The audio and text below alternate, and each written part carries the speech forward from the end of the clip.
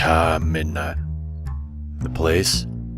One of the more shadier of the establishments the city had to offer. The person? Myself, of course. For the better part of an hour I sat there, taking the occasional drink of the sea fizz that I purchased what seemed like an eternity ago.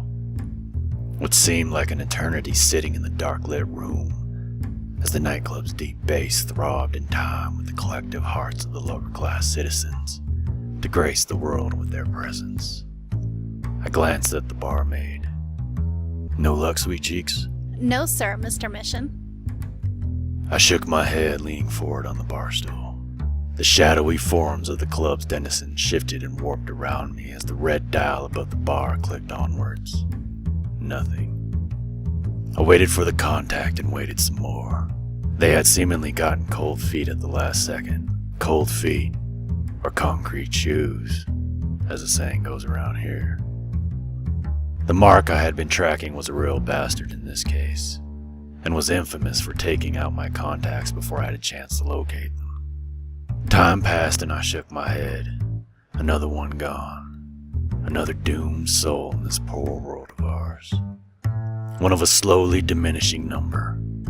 But I was strong. Had to be. Soon, I told myself. Soon I'd get to where I was going. Find what I was looking for.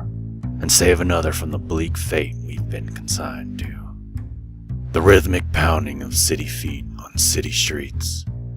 No stranger to the sound as I traveled through the crowded city, weaving my way through the massive crowds that filled the walks and streets like so much blood through veins. Making my way through dim streets, under high walls, I lowered the fedora to cover my eyes. The chances of being recognized in such a crowd was low, but I was not one to take risks.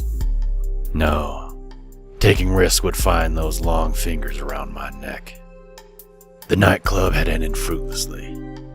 No contact to greet me and help me along my way, but I knew other ways to find the path towards that ultimate destination.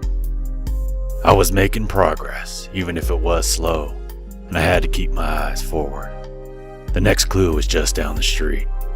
A little French pastry store that was the failsafe if the nightclub failed. The contact worked there. And if I didn't find him, I would find where he used to be, goddammit.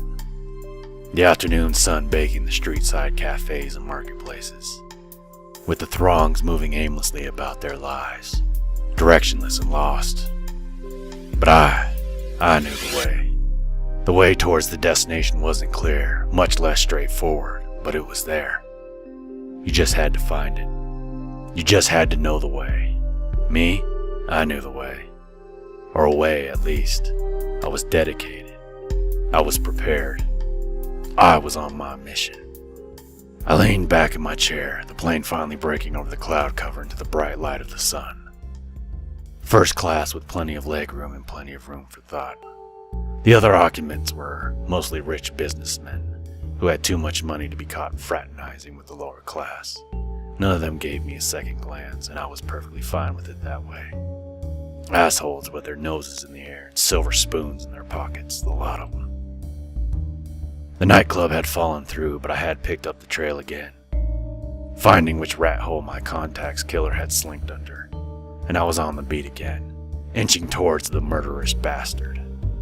On my way another step closer towards salvation, towards my ultimate case. Closer and closer I got, one step closer and one step deeper. Flipping through the magazine, some drivel about the economy that I grabbed in the airport. My thoughts wandered. Almost thoughtlessly, I grabbed the pocket watch and flipping it open. The ancient hands clicking around in an endless chase around the dial.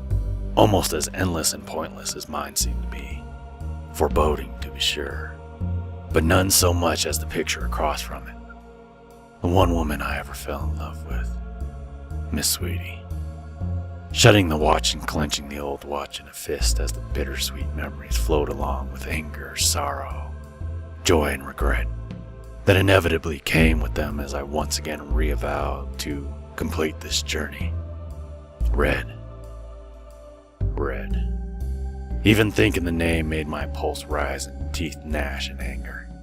Red. The one person who was more of a bastard than my mark. I shook my head, setting the watch back in the pinstripe suit breast pocket.